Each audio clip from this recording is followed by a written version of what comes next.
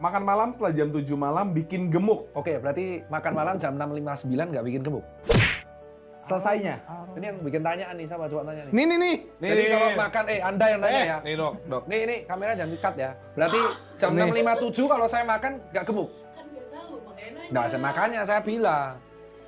Yang kayak gini nih mitos. Mitos. Gitu. Anda mau makan gemuk atau tidak, itu adalah komposisi satu hari. Oke. Komposisi satu hari.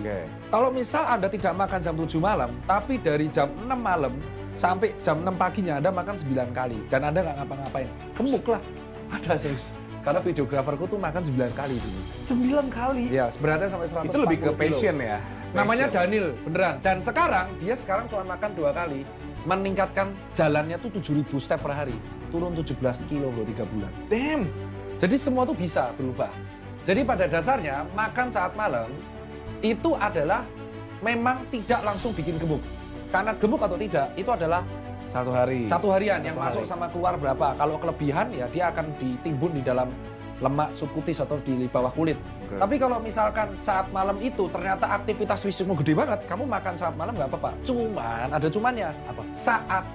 Makan saat malam meningkatkan potensi resistensi insulin. Alias insulinnya itu mungkin tidak akan bisa mengatur gula darah semaksimal dia di sebelum malam. Sehingga kalau kalian lakukan terus ada potensi adanya kenaikan gula darah. Oke. Gitu. Tapi bukan berarti kamu makan malam terus kamu langsung gemuk tuh enggak.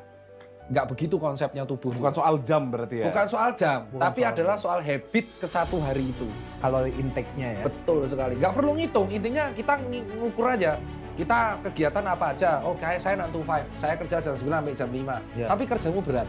Oke. Contoh, kamu kena pressure dari manajermu, suruh revisi 19 kali, kan. Stres tuh, kalori hilang 5.000. Oke. Anda tahu nggak main catur itu kehilangan kalori 3.000 loh. Masa sih? Ayo main catur. Yuk. Ya kamu caturnya tinju berdua, sparring ada. Nah, Gitu. terus kalau misalkan kuli bangunan, dia 12 jam mengatakan sak semen. Masa kita ngelarang dia makan? Matilah besok nggak bisa kerja. Iya. Makanya makan itu patokannya keseluruhan. Satu kali. Terus ada mitos lagi, kalau berarti habis makan langsung tidur, bikin gemuk.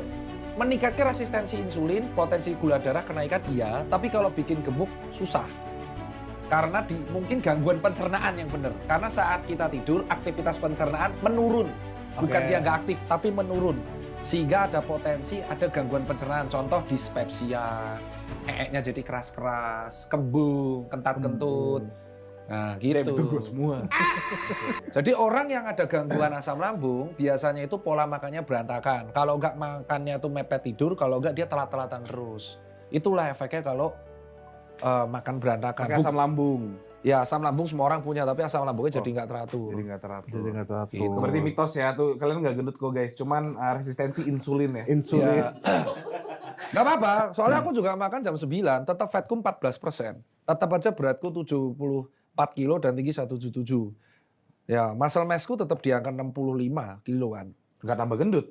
Iya, nggak tambah gendut. Karena apa? Kita konsisten. Kita makan malam, jam 4-nya udah lari lagi. Terus aku tuh kan 2 kali. Jadi paginya, subuhnya tuh lari, atau sepedaan, sorenya nge-gym. Ini pulang dari tempatmu, aku olahraga di rumah. Minimal ada push up, dip, tricep dumbbell, shoulder press, paling nggak masing-masing 4 set. Sorry, minimalnya banyak banget ya. Harus Maksimal nggak minimal, sih? itu udah disiplin, udah nggak bisa ditinggal. Kalau ditinggal, kita malah ngerasa pegel-pegel. Jadi aku udah merasa olahraga itu sebagai bagian kegiatan yang harus dilakuin dan nggak boleh skip. Even ada kegiatan luar kota, aku udah pasti minta ada nggak gym daerah situ atau lari. Kemarin lari, pas aku ada Tempat tugas lari. di Korea, lari. Bingung nyasar. Karena orang Korea jarang bisa Bahasa bingung. Inggris. Iya, terus akhirnya diarahin lari jadi 8 kilo. Harus bisa. Jadi kita harus disiplin bahwa dimanapun kita berada, kita harus menyempatkan 30 menit olahraga. 30 menit. 30 menit, only 30 minutes loh. Setidaknya cuma burpee, squat jump, plank, Itu aja udah push up cukup tuh udah 30 cukup. menit. Kalau nggak jogging 3.000 step, 4.000 step itu enough. Saya nggak bisa lari dok. Jadi Ya. tadi pagi saya jalan kaki. Jalan cepat. Jalan kaki aja sih. Jalan kaki yang 800 cepat. meter. 3,5 kilo. Oh, mantap lah. Mantap. Itu nggak apa-apa dok. Nggak apa-apa. Jatuhnya olahraga. ngaruh Aku emang, sih Dok. malah senangnya kalau kalian itu olahraganya mulai dari rumah.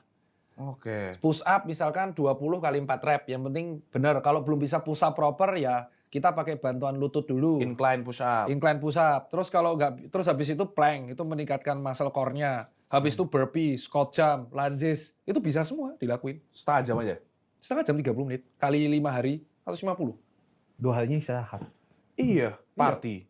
Nggak apa-apa, Nggak temanku banyak yang party, tapi tetap sehat-sehat aja. Bukan berarti, karena ya seimbang dia. Bela. Alkohol itu kan buat kalori intake. Bagi sebagian orang, bukan saya nyuruh Anda. Iya, bukan sebagian nyuruh. orang. Sebagian orang yang minum alkohol ya, Enggak, iya. satu bir itu kan 200-300 kalori. Ada yang nge-cheat, jadi besok dia long run, hamin 1 harinya minum bir. Nggak apa-apa, Dok.